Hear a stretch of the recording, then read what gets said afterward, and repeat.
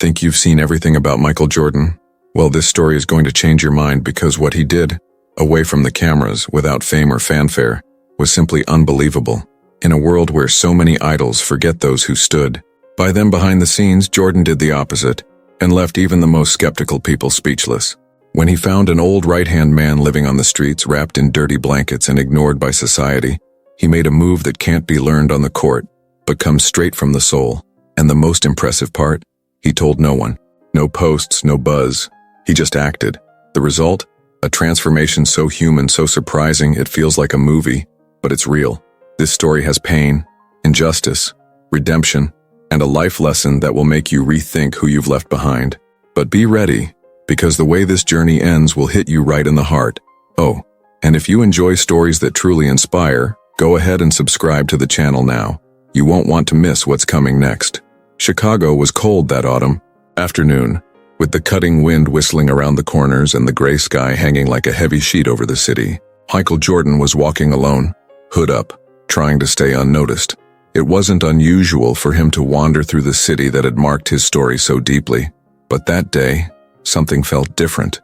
Maybe it was the smell of roasted chestnuts, mixed with the scent of dry leaves or the strange silence of a usually noisy street. He seemed to be searching for something, or someone, without even knowing it.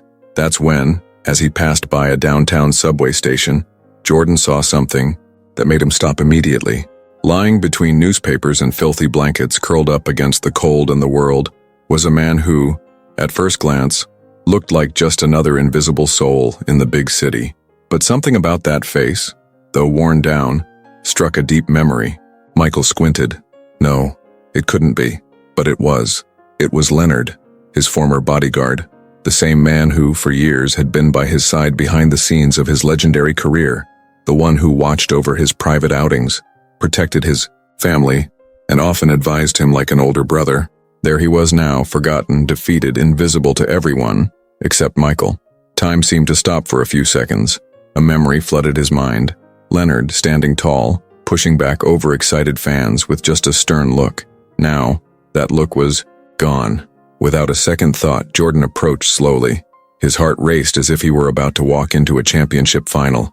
Leonard shifted uncomfortably, trying to hide his face, as if the shame was greater than the cold covering him. But it was too late. Michael's gaze had already reached his soul, and in that moment he didn't see just a fallen man. He saw a piece of his own past, silently begging for redemption. "Leonard," he said, almost in a whisper, but filled with emotion. The former bodyguard didn't respond. He just pulled the blanket up to his nose, like a child trying to disappear. Michael knelt down, ignoring the damp sidewalk. He gently touched his friend's shoulder. "It's me." The words didn't need any more explanation. The silence between them said more than any emotional speech could. There, under the dim lights of the station and the hurried eyes of a few passers-by, a scene was forming that seemed pulled from a film, only this was heartbreakingly real. The greatest basketball legend in the world, kneeling before a forgotten man. But there was something in that moment that went beyond sadness. A silent promise began to emerge, like a flicker of hope trying to survive in the deepest darkness. And, before anyone could understand what was happening, Michael was already standing, lifting Leonard with him. He didn't yet know how or exactly what he would do, but one thing was certain. He wouldn't leave that man there. Not like that. Not after everything they had lived through together. And so, without fanfare, without cameras, the story began to take a turn that no one could have imagined. Leonard could barely hold up his own body as Jordan helped him walk. Each step was slow, dragging as if every movement weighed a ton. At the entrance of the five-star hotel, a security guard hesitated at the sight, one of the world's richest athletes and a man in rags. But one firm look from Michael was enough to grant access without a word. The scene felt completely out of place in that luxurious lobby, with spotless carpets and sparkling chandeliers. And it was there, in the middle, of such a brutal contrast, that Leonard's story began to unfold. Sitting on the edge of the bed, sunken eyes and trembling voice, he told the truth. He had lost his wife 3 years ago to an aggressive cancer. After that, everything collapsed. Grief turned into chaos. Health problems followed. Then a string of poor decisions and, worst of all, his family's abandonment. Friends vanished. The world, which once admired him for being beside one of the greatest athletes of all time, now ignored him as easily as people walk past a homeless man on the street. Leonard cried as he spoke, and every word carried a weight that Michael seemed to feel on his own skin. As painful as it was to hear, Jordan never looked away. It was as if he was reliving alongside Leonard. Each loss, each humiliation, each night slept on the cold concrete. And there, in that raw, unfiltered confession, compassion mixed with a silent rage. How could someone so essential in his journey have been so thoroughly forgotten? What hurt most was knowing that Leonard had never asked for help, out of pride, shame, or fear of seeming weak before someone who had always seen him as a pillar of strength. He chose to disappear rather than show vulnerability. And that made the shock even greater for Jordan. It hadn't been a coincidence. It was as if fate had come to collect a silent debt, exposing an open wound that could no longer be ignored. Jordan, known for his composure, couldn't hold back the tears. The image of Leonard, who once symbolized security, was now the image of a freefall with no safety net. A cruel reality that affects thousands but only shocks us when it hits close to home. The basketball icon realized in the most painful way that fame and success mean nothing if they're not used to do good, especially for those who once gave everything for us. That night, he didn't say much. He just listened. No judgment, no interruptions, no attempt to fix everything right then and there. He let Leonard talk until sleep overtook him.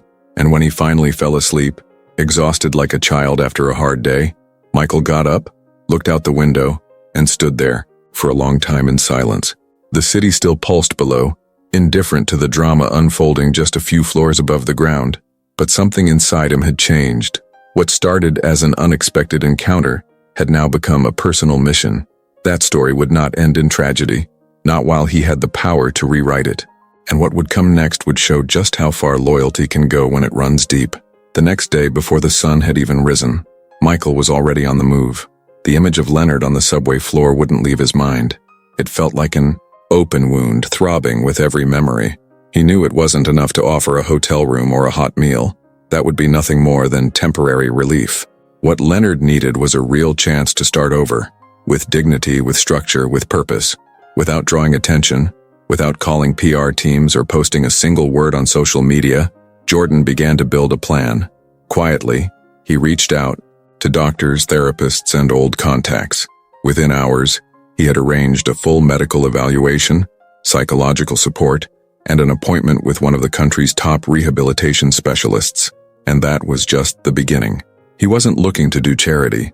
He was determined to rebuild a life. While Leonard was still sleeping, exhausted from years of solitary struggle, Michael was orchestrating a silent rescue mission. Every detail was carefully planned by someone who truly cared. New clothes, balanced meals, a reactivated bank account, updated documents, and most importantly, privacy. He knew that exposure at this moment would only bring more pain. That's why he made sure everything remained under the radar. When Leonard woke up, he found a handwritten note on the table. "You're not alone anymore. I've got you." There was no signature, no logo, no promise of fame. Just that simple, powerful phrase, carrying more empathy than any grand speech. Beside it was an envelope with enough money for the first few days and the number of a private driver available 24/7. Leonard sat in silence for long minutes. He cried again, but this time it wasn't out of pain. It was surprise, gratitude, maybe even relief. Jordan showed up hours later, as if nothing had happened. He smiled gently, though his eyes still carried the weight of the previous night. He sat beside Leonard, grabbed a random newspaper, and started commenting on the news like they used to. He didn't force any gratitude or wait for a heartfelt thank you. He just wanted his friend to feel like he still belonged somewhere. As if to say, "You still matter, a lot." In the following days, routine slowly started to take shape again. Leonard, hesitant at first, began to accept the treatment, the new clothes, the hot showers. Each small gesture was a quiet victory, barely visible, yet deeply transformative. Michael watched everything from a distance like a protective guardian angel, stepping in only when needed. And at no point did he seek praise for what he was doing. But one question lingered among those who knew what was happening behind the scenes. Why was he doing all this? And the answer would soon come, clear, firm, and deeply moving. Because for Michael Jordan, loyalty is non-negotiable, and anyone who protected him at his peak would never be forgotten in their fall. Leonard's recovery was slow but steady. As the weeks passed, he began to regain the spark in his eyes, his appetite, the desire to go out, to talk, to exist again. He still carried deep scars, not just on his body but in his soul. But something had changed. He was no longer alone. And that in itself was a life-changing shift. Still, Jordan had something bigger in mind. Something beyond temporary help. He wanted to give Leonard back what had been taken from him. The dignity of work, the pride of feeling useful, the sense of belonging to something greater. Without warning, he called a meeting with a small group of managers from one of his companies. Among them, the head of security. In a calm but firm tone, he stated, "Leonard is coming back. He'll be reinstated to the team, not as a favor, but because he's needed. He has experience, he has loyalty, and most of all, he deserves a second chance." The room grew tense for a moment. No one dared to object. After all, when Michael Jordan speaks, people listen. But more than power, what commanded respect at that moment was sincerity. The way he spoke about Leonard, with admiration, not pity, made it clear this wasn't charity. It was justice. It was redemption. The kind of decision only the truly great make when no one's watching. A few days later, Leonard was back in his tailored black suit and polished shoes, with a brand new ID badge around his neck. Freshly shaved, hair trimmed and ready. It wasn't just a new job, it was a new identity. The first time he entered the building, co-workers greeted him with genuine respect. Some even had tears in their eyes. He was no longer the man from the subway station. He was once again part of the team. Jordan watched it all from afar as always. He wasn't looking for recognition, didn't want headlines. To him, that gesture was simply the right thing to do. "Anyone who protected me at my peak will not be forgotten in their fall," he confided to a close employee in a rare moment of vulnerability. That simple but powerful phrase circulated quietly through the company's halls like a sacred whisper, a reminder that character is revealed in the smallest acts, far from the spotlight. Over time, Leonard started to smile. More often, he brought coffee for colleagues, cracked jokes during breaks, and organized shifts with the same precision as before. But there was something even more valuable in his presence. He was living proof that no one is truly lost as long as someone is willing to reach out. And that changed the whole team's atmosphere, inspired them, warmed them.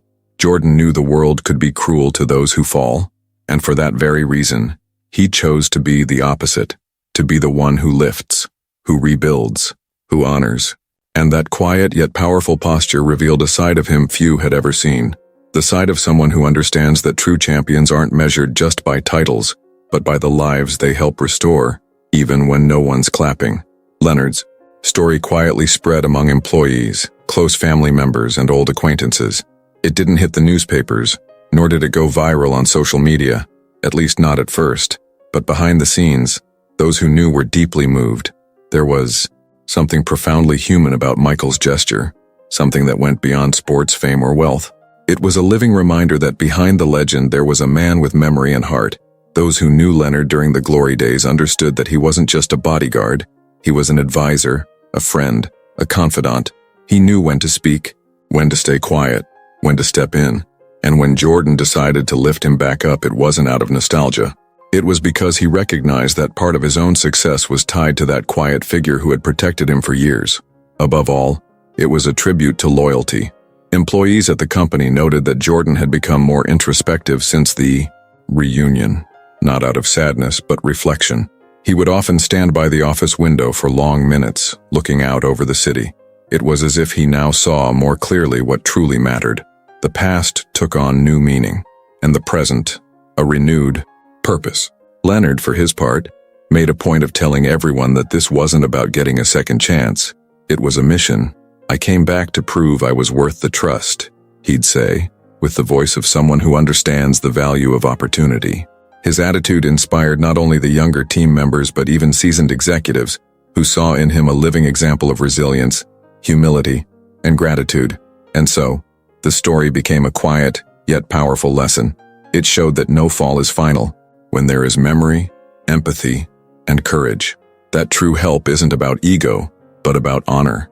And that sometimes, true greatness is in lifting others, especially when no one else dares to get close.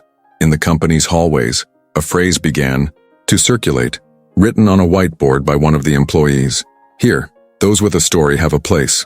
Jordan saw it one random afternoon and simply smiled. He knew that, without saying a word, his actions had made a lasting impact. Because when something is done from the heart, it echoes, even in silence.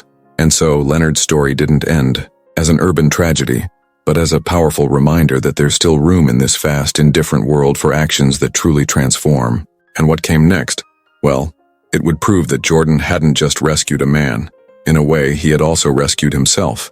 The truth is, no one is immune to falling.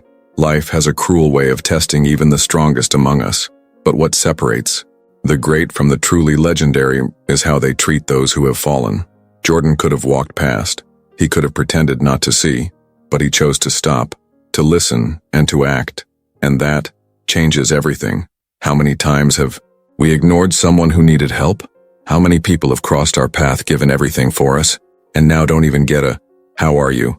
Isn't it time we start looking around with more empathy? To remember those who stood by us, before the success, before the comfort? This story is a silent slap to the ego in all of us. And maybe, just maybe, what it teaches most is that true greatness doesn't shine in the spotlight but in the gestures no one sees. Now tell me, have you lived something like this? Do you know someone who deserved a second chance? Leave your comment down below. And if this story touched you in any way, share it with someone who needs to hear it. And of course, if you haven't already, make sure to subscribe and turn on notifications. Because here, every story is a reminder that humanity still has hope.